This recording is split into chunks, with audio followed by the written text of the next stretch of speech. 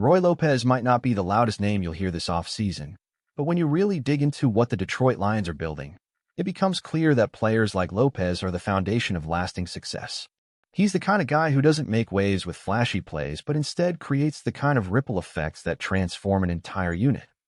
You won't see him trending on social media after games, but when you slow down and watch the film, you realize that without guys like Lopes, the stars don't get to shine. The Lions front office didn't bring him in for glamour. They brought him in because he's tough, he's reliable, he knows how to win the trenches, and he's willing to fight every single snap without looking for praise. This is the kind of football DNA that Dan Campbell and Brad Holmes crave. It's not about building a team that looks good on paper. It's about building a team that no one wants to line up against on Sunday afternoon. At 6 feet 2 inches and 318 pounds, Roy Lopes brings the kind of functional strength that doesn't just show up in bench press numbers. It shows up when the ball is snapped and two 300-pound men collide at full force, and Lopes still holds his ground. His background as a wrestler gives him natural leverage and balance that you simply can't teach.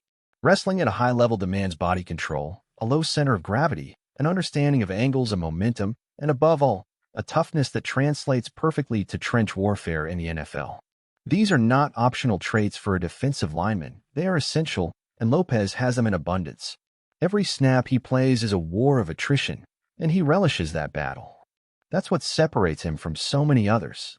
Some players endure the grind. Lopes embraces it. When Dan Campbell called Roy Lopes a fallen and dirty type of player, it was not just a throwaway compliment. It was a stamp of approval. In Campbell's mind, to be dirty, to be gritty, to be unrelenting is a badge of honor. It means you're the kind of player who doesn't care about the spotlight but cares deeply about doing his job so well that his teammates get the glory.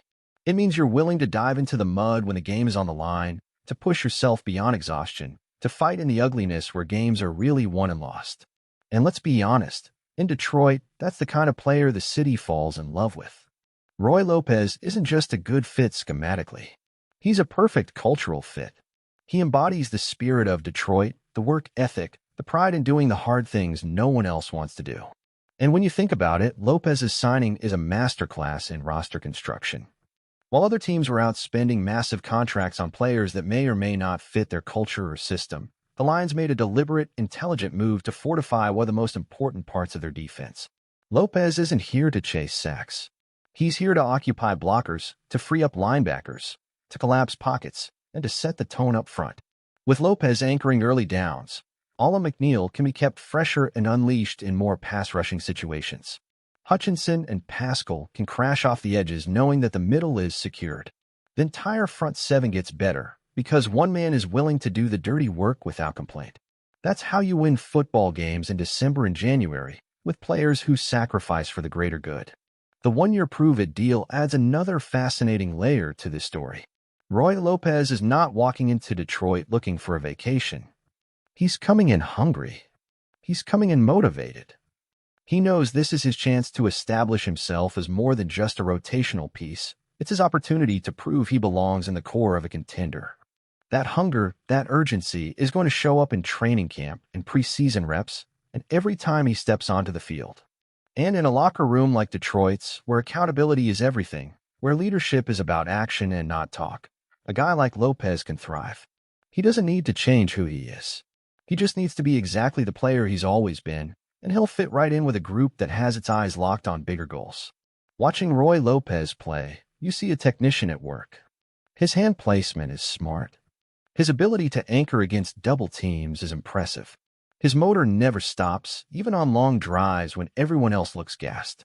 He's the kind of player that offensive linemen hate dealing with, because they know even if they win a rep early, Lopes is coming back on the next snap with the same force, the same determination, and the same refusal to give an inch. It wears on people. It frustrates people. And over the course of a 60-minute game or a 17-game season, that mental and physical pressure creates mistakes. It leads to turnovers. It leads to short yardage stops. It turns manageable situations into impossible ones for opposing offenses. And it starts with players exactly like Roy Lopes. There's also an overlooked element of leadership here. Lopes has been through tough situations. He knows what it's like to scrap for a roster spot. He's not some pampered top 10 pick who had everything handed to him. His journey has been about perseverance, about maximizing every opportunity, about outworking people who might have been bigger, faster, or more hyped. That's the kind of mentality that younger players notice. It's the kind of professionalism that can spread through a position group. Don't be surprised if you hear coaches and players alike talking later this year about how Lopes's work ethic helped set the tone for the defensive line room. In a team as young and ascending as Detroit, those kind of internal culture carriers are invaluable. And let's talk about how his presence impacts game planning. With Lopes solidifying the interior, defensive coordinator Aaron Glenn can get more creative. Blitz packages become more dangerous when you trust your nose tackle to handle his assignments without needing help. Coverage schemes can get more aggressive when the front line is winning consistently. The ripple effect is real. It doesn't happen with highlight plays. It happens when the defensive line wins first down, forces second and long, and dictates the pace of the game. Roy Lopes helps you control the line of scrimmage, and when you control the line of scrimmage, you control the game. It's that simple. You can also bet that the Lions aren't just thinking about this year when it comes to Lopes. They're thinking about building a sustainable, repeatable formula for success. Depth matters. Durability matters.